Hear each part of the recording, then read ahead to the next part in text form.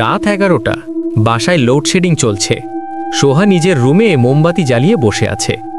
হঠাৎ আয়নায় তাকিয়ে দেখল তার নিজের প্রতিচ্ছবি হাসছে, কিন্তু সোহা তো হাসছে না। সে ভয় পেয়ে আরিফকে ডাকল।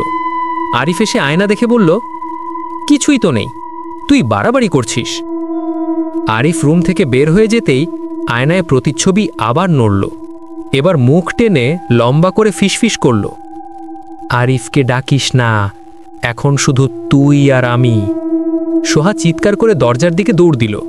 হঠাৎ পুরো রুম অন্ধকার। অন্ধকারে আয়নার ভেতরের মানুষটা বেরিয়ে এসে সোহার কাঁধে ঠান্ডা হাত রাখল।